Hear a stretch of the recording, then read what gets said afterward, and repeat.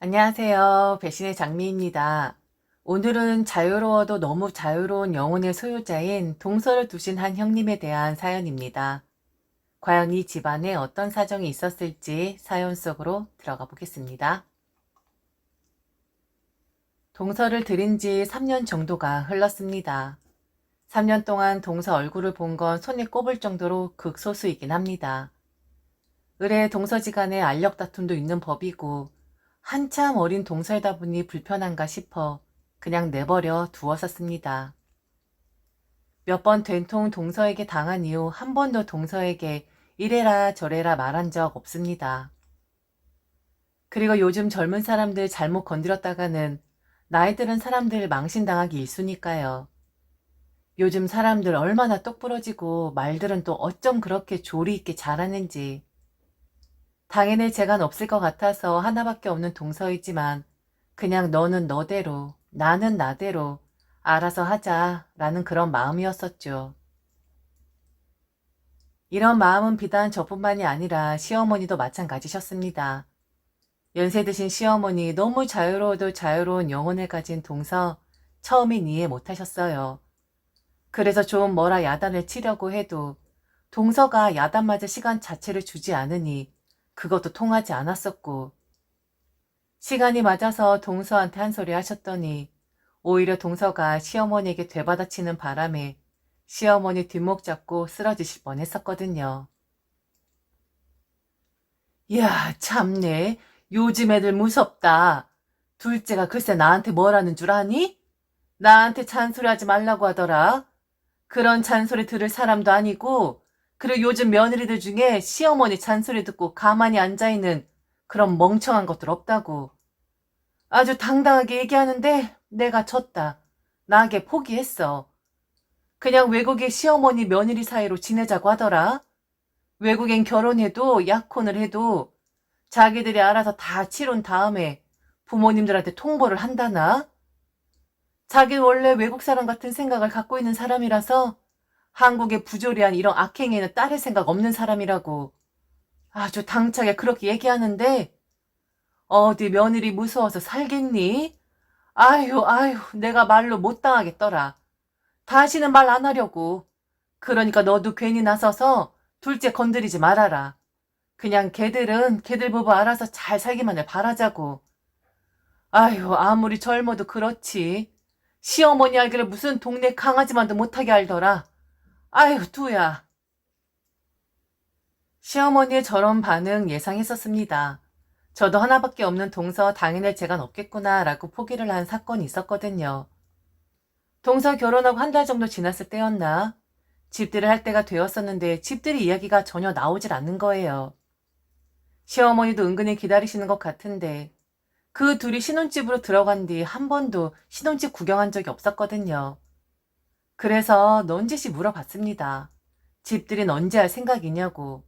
어른들이 기다리시는데 어느 정도 정리가 끝났으면 집들이를 언제쯤 할 것 같다고 얘기를 해드리는 게 낫지 싶다고 그리 말을 했었죠.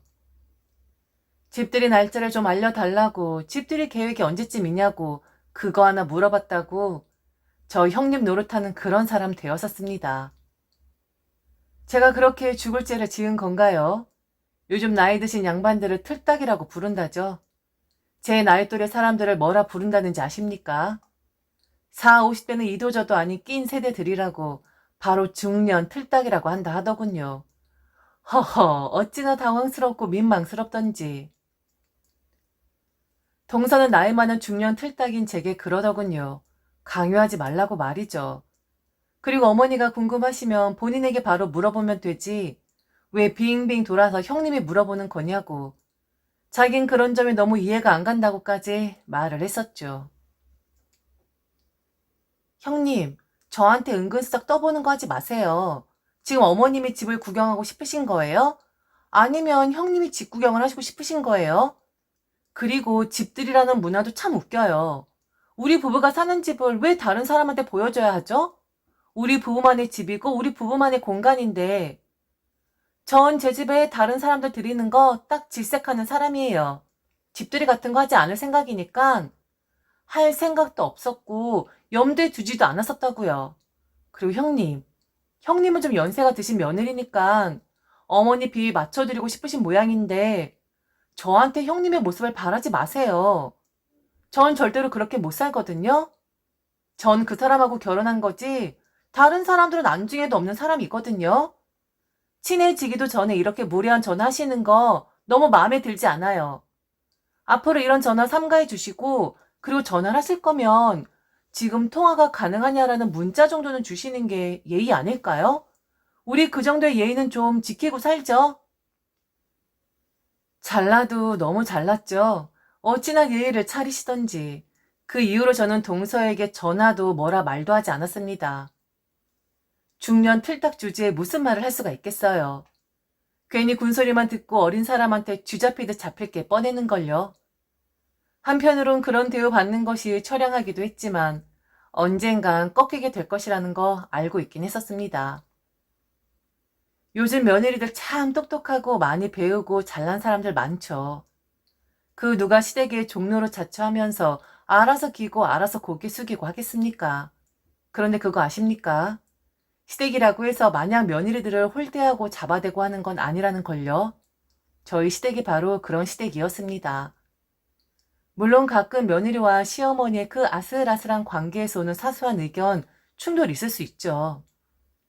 하지만 우리 시어머니 상식이 있으신 분이었었고 막 나가는 시어머니 아니셨습니다. 적당하게 근엄한 시어머니셨고 적당하게 며느리 편하게 대하실 줄도 아셨고 아들 며느리 사이에서 균형도 제법 잘 잡는 그런 분이긴 하셨습니다. 그런데 아주 기똥찬 동서가 들어오게 된 거였어요. 기가 막힐 정도로 앞통수를 후려치는 그런 동서이자 며느리 말입니다. 저희 동서 사전에 명절 시부모님 생신 이런 거 따위 신경 안 쓰는 그런 사람입니다. 결혼하고 첫 명절 때도 한 10분 정도 들렀었나? 미리 여행 계획을 세워놓고 공항 가는 길에 잠시 들른 그런 사람이었습니다. 남편이 서방님에게 한 소리 했었는데 동서 기가 너무 센 건지 아니면 서방님이 결혼하고 나더니 팔불출이 되어 버린 건지 그냥 동서 뒤에 숨어서 다른 사람들 말을 들으려고 하질 않더라고요. 그래도 첫 명절인데 좀 예의가 없는 것 같아서 제가 한마디를 하는 실수를 범하고 말았네요. 저도 이건 너무 아닌 것 같아서 제정신이 아닌 상태에서 한마디를 한 거였는데 한참 동안 동서의 교육사상을 들어야만 했었네요. 동서, 이건 그래도 너무 심한 거 아니야? 아니면 미리 이야기를 좀 해주던지. 아무리 그래도 결혼하고 첫 명절인데 이런 날 다른 스케줄을 잡다니. 이건 동서가 너무 성급했었던 거야. 어른들이 내색은 안 하셔도 서운해 하실 거라고. 다음부턴 꼭 미리 얘기를 좀 해주길 바라. 그래도 모든 식구들이 모이는 명절이잖아. 형님, 제가 정말 궁금해서 물어보는 건데요. 혹시 어머님, 아버님이 가지고 계신 재산이 많아요? 왜 어머님, 아버님은 가만히 계신데 형님이 더 나서시는 거죠? 뭐 대변이라도 되세요?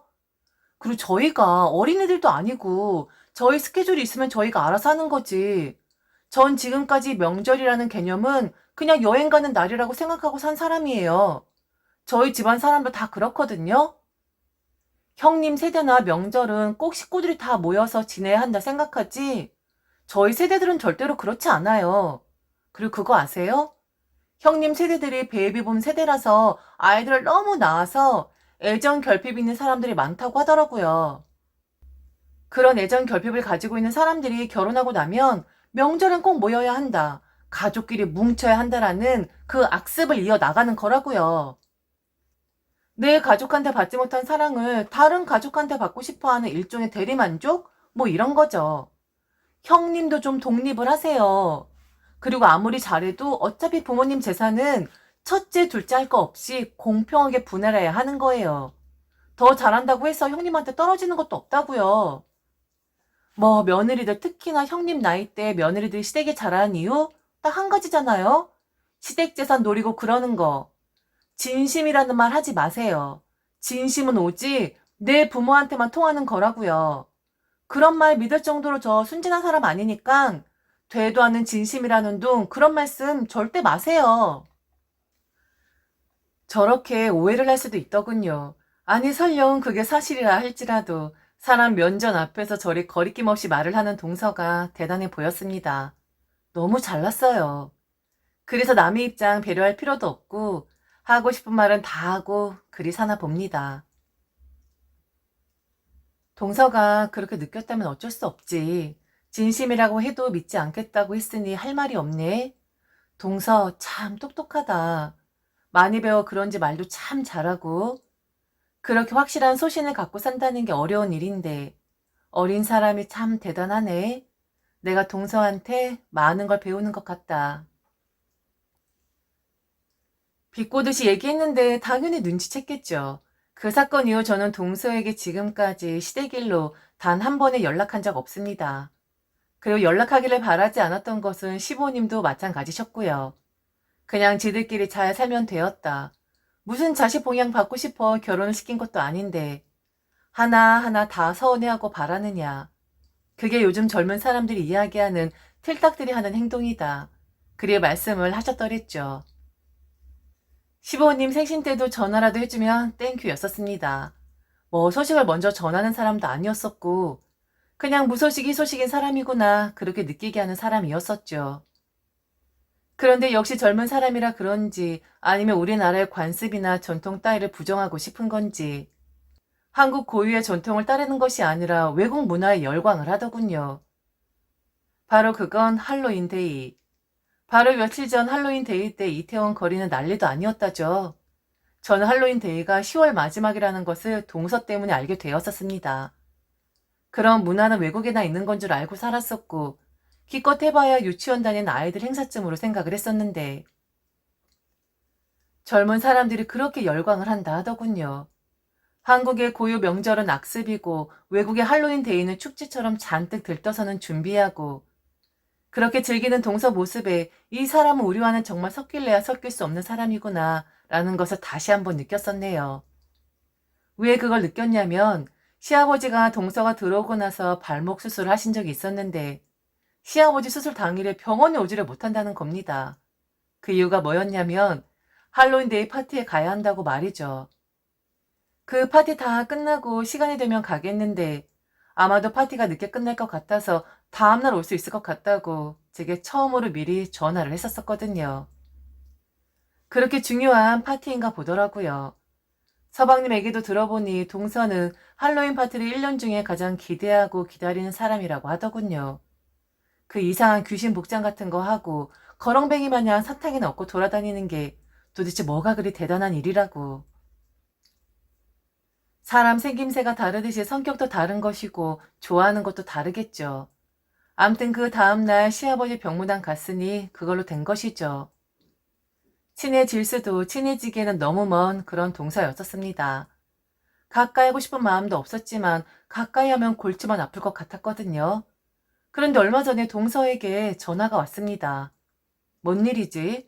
뭐 좋은 소식이 있나? 하고 전화를 받았는데 동서는 이럴 순 없는 거 아니지 않냐고 혹시 자기한테 자랑을 하고 싶어서 그러는 것이냐는 말을 했습니다. 무슨 뚱딴지 같은 소리를 하고 있는 거냐 했더니 반지 이야기를 하는 겁니다. 반지라? 반지? 아, 그 반지. 그런데 동서가 반지를 어떻게 알지? 이야기를 한 적이 없는데. 그리고 식구 중 그 누구도 동서한테 전화해서 카타부타 말할 사람이 없는데. 그래서 어떻게 알았냐고 하니 동서가 그러더군요. 제 아들의 인스타에 올라와 있는 사진을 보았다면서 말이죠. 얼마 전 시어머니는 제게 당신이 아끼고 아끼셨던 다이아 반지 하나를 물려주셨습니다. 그리고 나중에 며느리를 드리면 그 며느리에게 물려주라고 그런 뜻에서 주는 것이니 절대 팔아먹지 말라고 농담까지 섞어 가시면서 말이죠. 그런데 그때 당시 제 아들이 시어머니에게 반지를 받는 제 모습 사진을 찍었고 그걸 인스타에 올려둔 듯 싶었습니다. 동서는 그걸 보고서 제게 전화를 한 거였었고요. 형님, 그거 뭐예요? 다이아 반지예요? 어머님이 주신 거예요? 헐, 저는요? 왜 저는 안 주시는 건데요? 왜 형님만 주시냐고요? 혹시 저랑 나누라고 한 건데 형님이 혼자 꿀꺽하신 거 아니에요? 갑자기 오랜만에 전화해서 참 동서도 한결같다. 전후 사정도 모르면서 따지고 드는 거. 그리고 그건 어머니하고 나와의 일인데 내가 동서한테 일일이 말할 의무는 없는 거 아닐까? 그래, 어머니가 주셨어. 다이아 반지. 앞으로 의미 있는 것들은 내게 물려주시고 나머지는 그냥 처분한다고 하시더라고. 그리고 이 다이안 나중에 내 며느리한테 물려주라고 당부도 있지 않으셨고. 그런데 동서, 왜 이렇게 열을 내는 거야? 생전 이런 거 바라지도 않던 사람이? 동서는 제 대답을 듣자마자 바로 전화를 끊어버렸습니다. 여자의 영원한 사랑은 다이아라고 하더니 동서도 다이아에는 흔들렸나 보더군요. 우습기도 했고 귀엽기도 했고 한편으론 어이가 없기도 했었네요. 그냥 헛웃음을 짓고 있었는데 한참 있다가 또 동서한테서 전화가 왔습니다. 저와 전화를 끊고 어머니에게 따지려고 전화를 했었는데 전화를 받질 않으신다고. 자기 결혼할 때도 다이아를 받지 못했었는데 주실 거면 똑같이 주셔야지 왜 저만 주신 거냐고. 혹시 저도 주시는 거냐고 막 다그쳐 묻더군요. 또 다른 다이아가 시어머니에게 있는지는 저도 몰랐기에 모른다고 대답을 하니 그럼 시어머니에게 받은 다이아 그걸 자기한테 달라고 하더라고요. 자기가 다시 세공을 해서 끼겠다고 말이죠. 디자인을 살펴보니 조금 촌스러운 감이 있는데 자기가 세련되게 만들어서 끼고 있다가 자기 며느리한테 물려주겠다고 말입니다. 아직 2세도 없는 사람이 말이죠. 제 며느리에게 물려주든 자기 며느리한테 물려주든 어쨌든 다음 세대 며느리한테 물려주면 되는 거 아니냐고 막 억지를 부리는 거예요.